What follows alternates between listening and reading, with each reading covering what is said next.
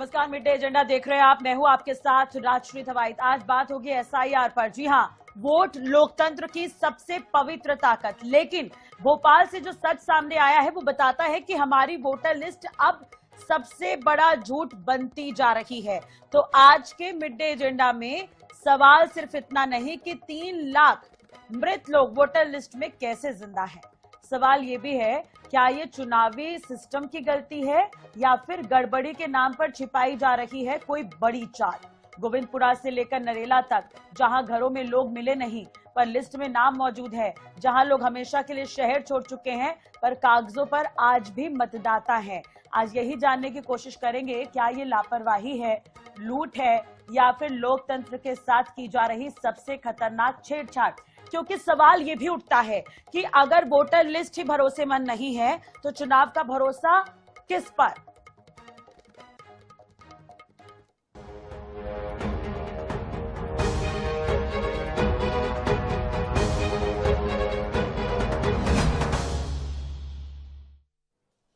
तो लोग पते पर नहीं है पर वोटर लिस्ट में है। लोग दुनिया में है नहीं पर वोटर लिस्ट में है। मतदाता सूची के विशेष गहन पुनरीक्षण का काम जारी है। आखिरी तारीख है आज। एन्यूमरेशन फॉर्मों को डिजिटलाइज करने का काम भी चल रहा है। निर्वाचन आयोग का दावा है कि 99% से ज्यादा फॉर्म जो हैं वो डिजिटलाइज किए जा चुके हैं, जिसके तहत मध्य प्रदेश में अब तक करीब 8 लाख मृत मतदाताओं की पहचान हो गई है। लेकिन भोपाल जिले की जो 7 विधानसभाओं में वोटर वेरिफिकेशन में गंभीर गड़बड़ी उजागर हुई है। डोर टू डोर जांच में पता चला है कि वोटर लिस्ट में अभी भी 3 लाख से अधिक मृत लोगों के नाम दर्ज हैं।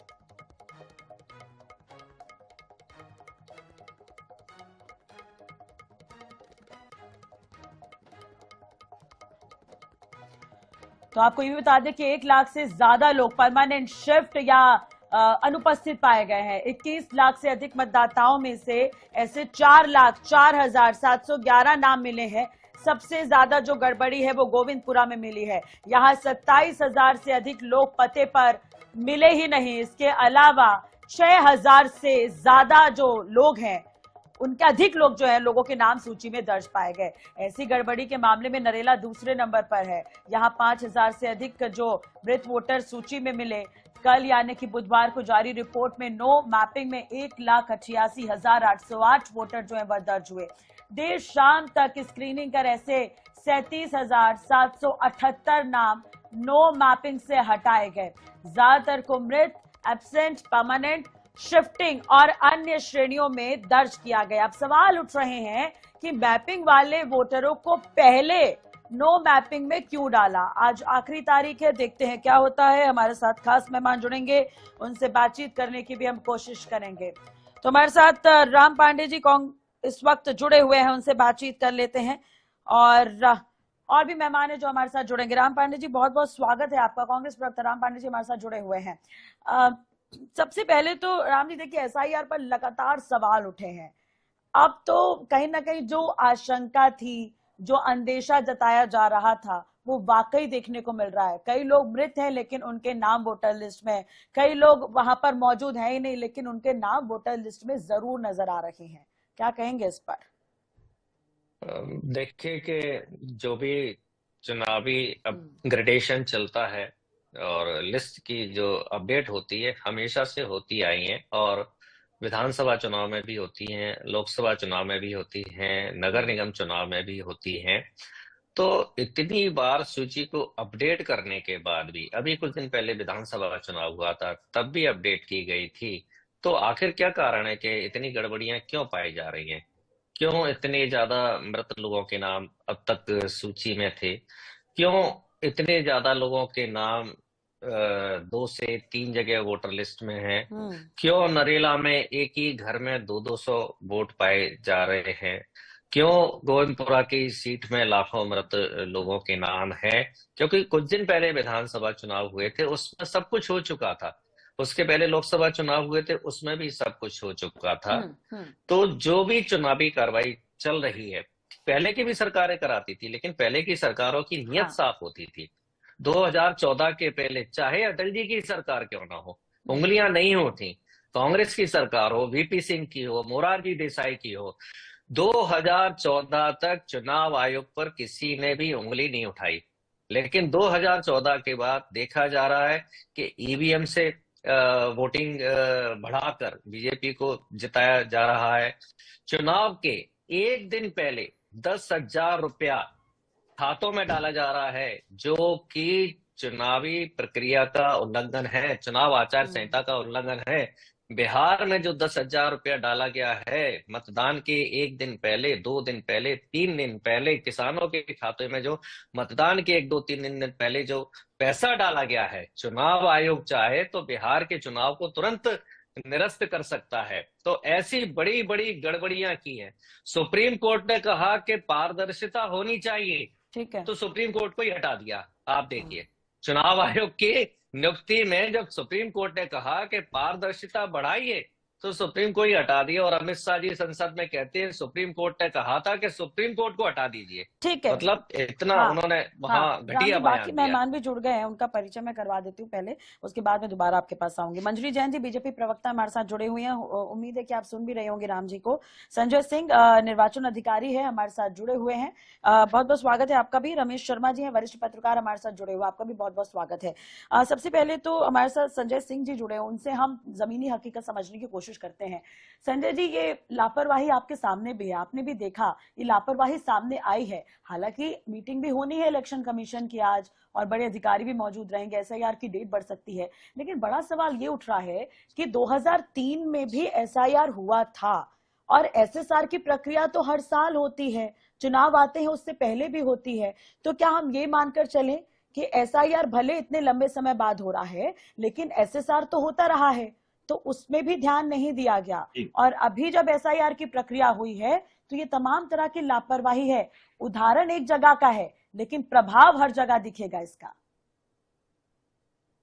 मैडम, मैं आपको बताना चाहूंगा कि एसआईआर की आवश्यकता ही इसी कारण होती है, क्योंकि ये जो त्रुटियां होती हैं, जो लापरवाहियां होती हैं मशीनरी की तरफ से, पॉलिटिकल पार्टी की, बीएलए की तरफ से, मतदाताओं की तरफ से, उन्हीं चीजों को खत्म करने के लिए एसआईआर की जरूरत है। अदरवाइज एसआईआर में अपना पूरा काम हो जाए। तो जहां पे ये त्रुटियां होती है, क्या होता है, इलेक्शन कमीशन एसएसआर में एक नारा लेके चलता है कि कोई मतदाता छूटने न पाए।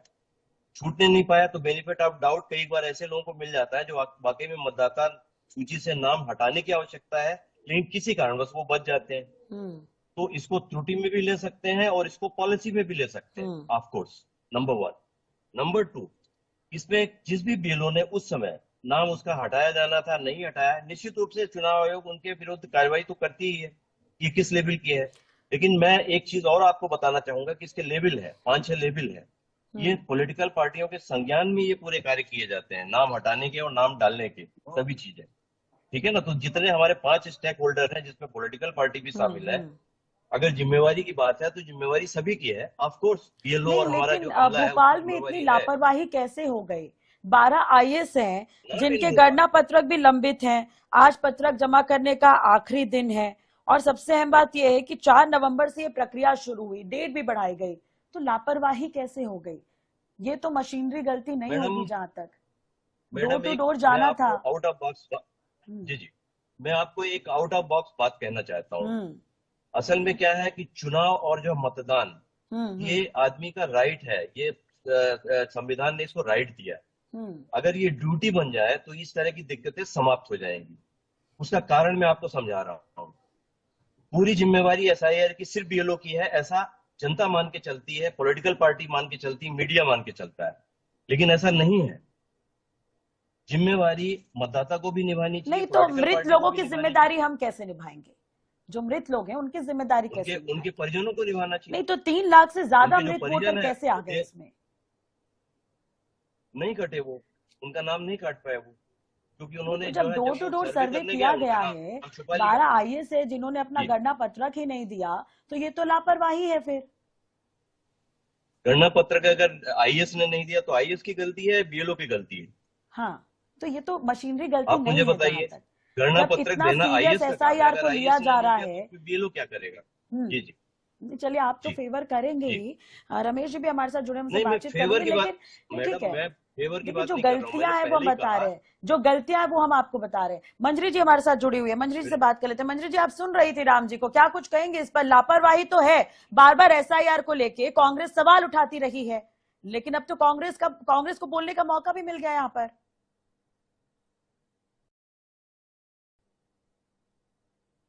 अब तक जो चुनाव हुए उस पर भी सवाल उठ रहे हैं। नहीं, जो चुनाव हुए वो तो कांग्रेस अपनी नाकामी छुपाने के लिए हर बार झूठे नैरेटिव गढ़ने की कोशिश करती है। लेकिन आज जो आंकड़े हैं वो झूठे नैरेटिव नहीं है। हाँ ठीक है मंजरी जी। चोरी पर कभी कुछ पर के काम नहीं किए हैं आपने, जनता के काम कभी आए नहीं है, सिर्फ आप झूठ बोलकर भ्रम फैलाकर सत्ता में रहे। जनता समझ चुकी है। मंजरी जी आपकी आवाज आप सिर्फ झूठ और झूठे नैरेटिव पर करना चाहते हैं। नहीं, वो बहुत ज्यादा समझदार हो चुका है। तो मंजरी जी आज का ये विषय नहीं है, आज का विषय नैरेटिव और झूठ का नहीं, आंकड़े सामने है।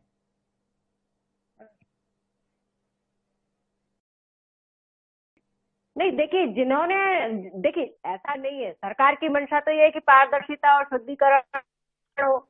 मतदान में तो पारदर्शिता नहीं ला पा रहे हैं। देखिए मेरा तो महत्वपूर्ण सवाल ये है कि 12 आईएएस अफसरों के गणना पत्रक जो हैं वो जमा होने थे बुधवार शाम तक। इनमें मुख्यमंत्री के अपर मुख्य सचिव का नाम भी शामिल है, नीरज मंडलोई, जिन्होंने अभी तक गणना पत्रक नहीं लंबित है उनका। हाँ, तो ये मशीनरी गलती नहीं है, ऐसा है या तो एसआईआर को सीरियस नहीं लिया गया भोपाल में। नहीं देखिए राष्ट्रीय जी, यदि किसी अधिकारी के द्वारा ऐसी लापरवाही की गई है तो हम ही तो उन पर कार्रवाई कर रहे हैं ना, हम ही तो सामने लेकर आ रहे हैं।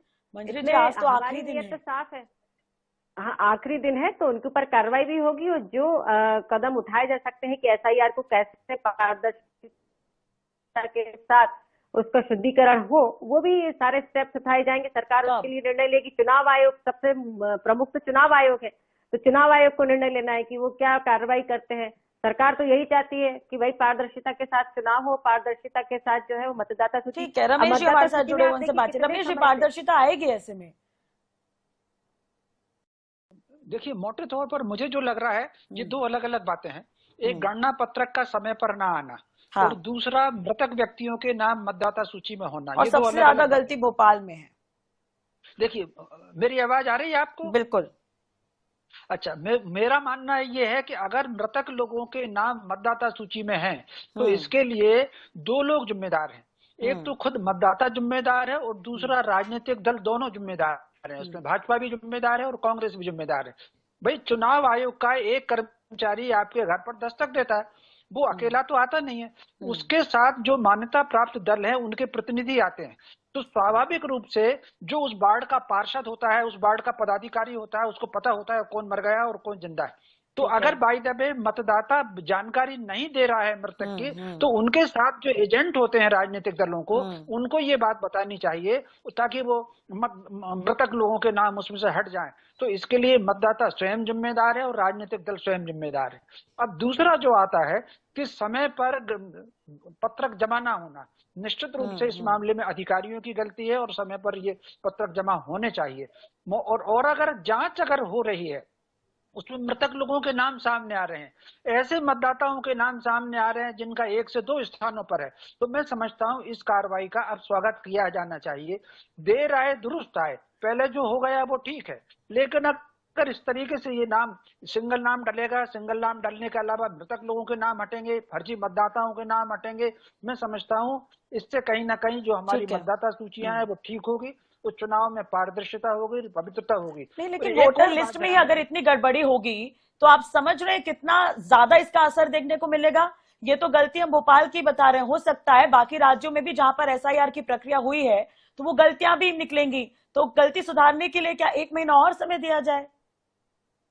नहीं, मेरी दृष्टि में गलतियां पूरी तरीके से सुधारी जानी चाहिए। उसमें अगर समय लगता है तो और समय बढ़ा दिया जाना चाहिए, गलतियां तो सुधारी जाना चाहिए। डॉक्टर राम हमारे साथ जुड़े हैं। डॉक्टर राम, आपको ये गड़बड़ी नजर आती है या कोई फिर गेम प्लान लग रहा है आपको, ये जैसा कांग्रेस आरोप लगाती है हर बार? आजकल हर गलती को जनता के ऊपर डाल दिया जाता है। 2014 के पहले सरकार की गलती होती थी, 2014 के बाद जनता की गलती होती है। अब देखिए, जो मृत्यु किसी की हो जाती है उसका रिकॉर्ड भी अब राजनीतिक पार्टियां रखें। जब डेथ सर्टिफिकेट नगर निगम के पास से मिलता है, नगर परिषद से मिलता है, नगर पंचायत से मिलता है, सरपंच देता है, तो मृत्यु का पूरा डाटा नगर निगम के पास है। शमशान घाट में रजिस्ट्रेशन होता है कौन मर गया, डेथ सर्टिफिकेट देता है।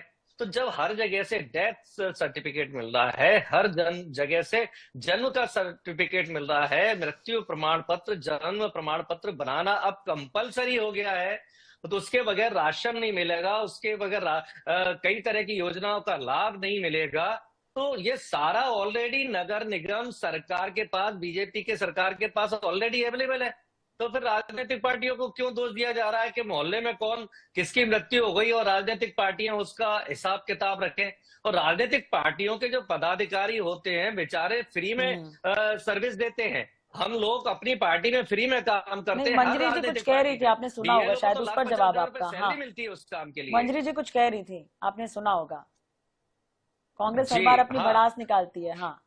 हाँ, देखिए, मंजरी जी जो कह रही थी उसका भी जवाब है। चंडीगढ़ में एक चुनाव हुआ था मेयर का, ठीक है, और सीसीटीवी वहां लगा हुआ था। तो चुनाव अधिकारी को ये नहीं पता था यहाँ सीसीटीवी लगा हुआ है। उसने जो विपक्ष का वोट था बीजेपी की तरफ ट्रांसफर कर दिया और बीजेपी का मेयर डिक्लेयर हो गया। चुनाव आयोग में कंप्लेन हुई, चुनाव आयोग ने नहीं सुना। मेयर किसका बना? बीजेपी का। जब विपक्षी पार्टी उस सीसीटीवी फुटेज के आधार पर सुप्रीम कोर्ट पर गई, तो सुप्रीम कोर्ट ने डिसीजन दिया कि चुनाव आयोग ने ये गलती की है और उस चुनाव अधिकारी को सजा मिलनी चाहिए। चुनाव अधिकारी को सजा नहीं मिली, चुनाव कैंसिल हो गया और विपक्ष का नेता वहां मेयर बना। ये चंडीगढ़। मंजरी जी इस पर जवाब। हाँ, आप ठीक है, वो आपकी बात में समझ गई राम जी। मंजरी जी, लोकतंत्र को, ऐसा है। हाँ जी जी जी राष्ट्री जी, लोकतंत्र को सहेजना है। वोटर लिस्ट में ही गड़बड़ी अगर होगी तो बाकी जो चुनाव होंगे उस पर भी सवाल खड़े होंगे कहीं ना कहीं।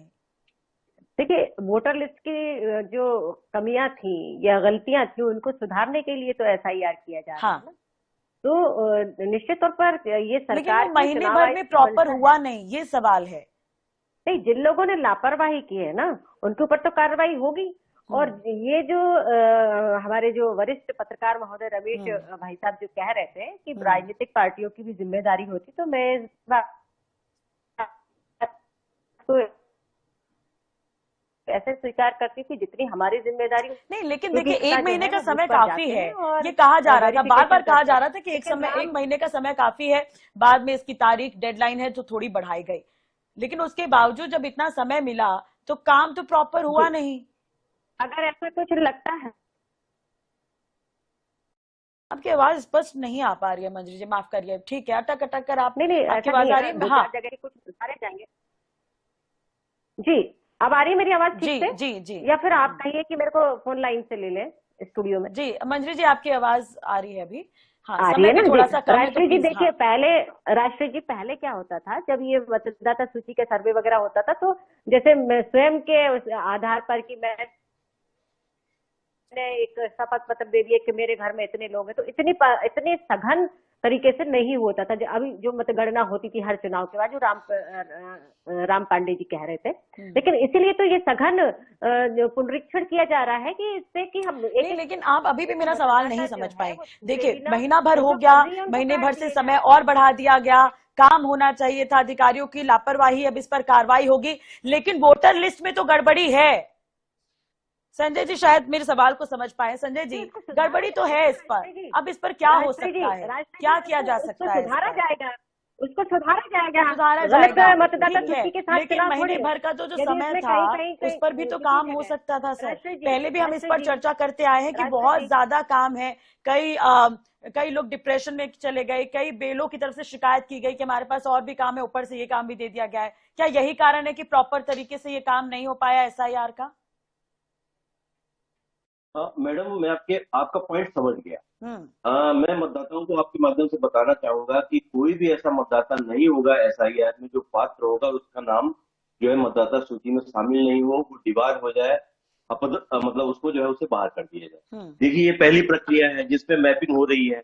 मान लीजिए मैपिंग में किसी भी आदमी को मैपिंग में ये नहीं शामिल कर सकते, दिन क्या होगा?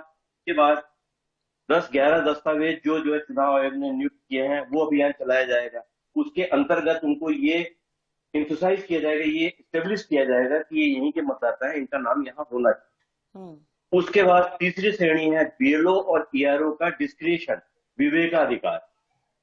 कोई भी व्यक्ति बहुत ही ज्यादा सर्वहारा है, कुछ भी नहीं दे पा रहा है, तो भी डिस्क्रिशन का उपयोग करके इसका नाम हटने नहीं पाए, वो भी करने की करने का जो है अधिकार चुनाव आयोग ने दे रखा। ठीक है, आपके माध्यम से मैं एक चीज और आश्वस्त करना चाहूंगी कि जिस तरह से पार्टियां आरोप लगाती है कि ये गड़बड़ी है, ये गड़बड़ी नहीं, ये कोई गेम प्लान है, तो ऐसा नहीं है।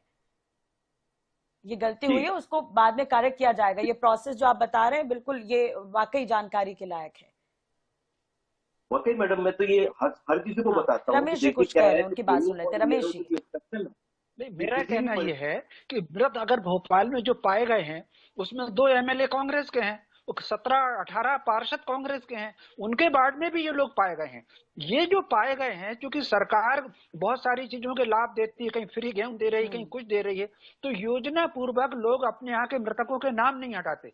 चुनाव पहली बार है कि प्रमाण मांगे जा रहे हैं। जब प्रमाण मांगे जा रहे हैं जिंदा होने के या उपस्थित होने के, तो ये सारी की सारी चीजें सामने आ रही हैं। मैं समझता हूँ ये जो कार्रवाई इस समय हो रही है, ये कार्रवाई ठीक कार्रवाई हो रही है, और जो बीएलओ आ रहा है वाकई, और ये सारी चीजें निकल कर सामने भी आ रही है, जो गड़बड़ियां उसे सुधार लिया जाए, हम यही कहेंगे। बहुत बहुत शुक्रिया आप सभी का जुड़ने के लिए। तो आज की डिबेट में जवाब तो मिले, लेकिन सवाल भी बहुत भारी हो गए हैं कि कौन जिम्मेदार है उन लाखों गलत नामों का। मिड डे एजेंडा में आज के लिए इतना ही।